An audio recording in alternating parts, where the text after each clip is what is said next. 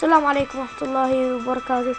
اليوم نعلمكم كيف تسوي آلة تعطيك يعني دوس الزر هي تنزلك تعطيك في ماينكرافت. وهسه نبدأ الشرح بسم الله. اوكي، ها هي الآلة. شوف، تضغط على الزر جالك منها اشياء تاخذ. هاي جالك من عادي اشياء.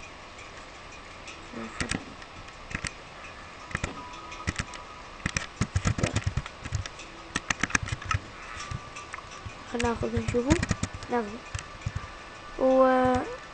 وهسه راح نبدأ بالشرح كيف وبسم الله. اوكي، ها هي هيك يسووها على هيك شكل. تحفرون من هنا، هاي من هنا هيك تجيبون تجيبون هاي نص حجر مدري شو هيك تسيجوها وتجيبون سبج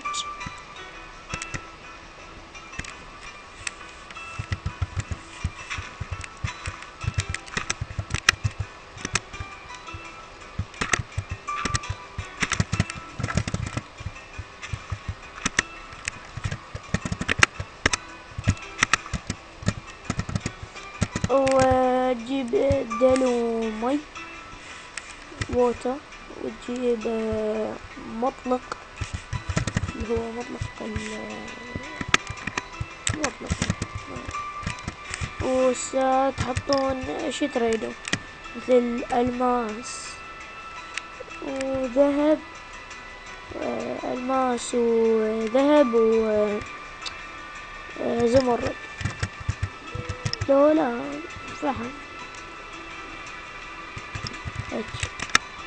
هنا مثل للماس الفحم دلوقتي. هنا الفحم، هنا الذهب، وهنا تحطون اللي هو الووتر. اي مو هيك حطيت الووتر، تجون من ورا تجيبون حجر احمر وهذا مدري شو اسمه حطوه.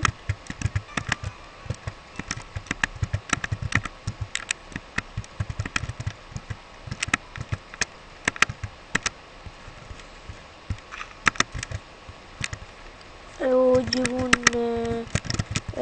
تجيبون هذا ايش يسمونه ومو هيجي. كده خلصنا كل شيء. تدوسون على الزر جابوا لك الاشياء.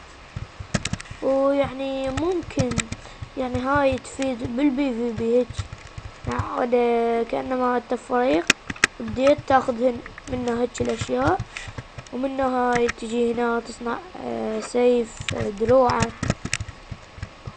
ومن هنا اما تجي تشتري هاي منها تشتري هيك تجي تشتري،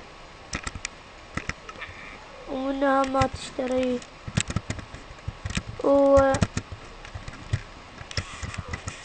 وهذا كان كل شيء. لا تنسوا اللايك والاشتراك والتعليق. اذا عرفتوا شلون تخلوها تنوجي وتنطفي، يعني تخلوها تنوجي وتنطفي يعني بدون ما تدوسون الزر.